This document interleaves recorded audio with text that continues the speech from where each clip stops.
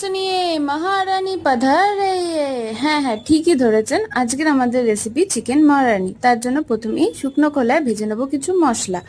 গোটা জিরে, গোটা ধনে, মৌরি, জায়ফল, জয়ত্রী, গোটা গরম মশলা, শুকনো লঙ্কা দিয়ে সেগুলোকে গুঁড়ো করে নেবো। তারপরে 1 কিলো চিকেনে নুন, কসুরি মেথি, সেই বানানো মশলাটা, টক দই আর আদা রসুন দিয়ে ভালো করে ম্যারিনেট করে রেখে দেবো 2 থেকে 3 ঘন্টার জন্য। তারপরে কড়াইতে সাদা তেল গরম করে তার মধ্যে দিয়ে দেবো কাঁচা লঙ্কা আর পেঁয়াজ বাটা। গিরগিটির মতন পেঁয়াজের রং পাল্টালে তার মধ্যে দিয়ে দেবেন ম্যারিনেট করে রাখা মাংস, দিয়ে ঢাকা দিয়ে রান্না করে নেবো 10 মিনিট। ঢাকা খুলে ওর মধ্যে দিয়ে দেবো কাজু আমন্ড পেস্ট। এই পেস্টটা আমি দুধ দিয়ে বানিয়েছি। তারপরে ভালো করে নেড়ে চেড়ে 5 মিনিট রান্না করে নেবো। তারপরে ওর মধ্যে দিয়ে দেবো আমি দুধ, আগের থেকে বানিয়ে রাখা মশলা, কসুরি মেথি দিয়ে ভালো করে নাড়াচাড়া করে ঢাকা দিয়ে রান্না করে নেবো 15 মিনিট। তারপরে মাংস সেদ্ধ হয়ে গেলে ওর মধ্যে দিয়ে দেবো চিলি ফ্লেক্স। তৈরি হয়ে গেল আমাদের চিকেন মহারানি। রুটি, নান বা ফ্রাইড রাইস যে কোনো কিছুর সাথে সার্ভ করুন, অসাধারণ লাগে খেতে।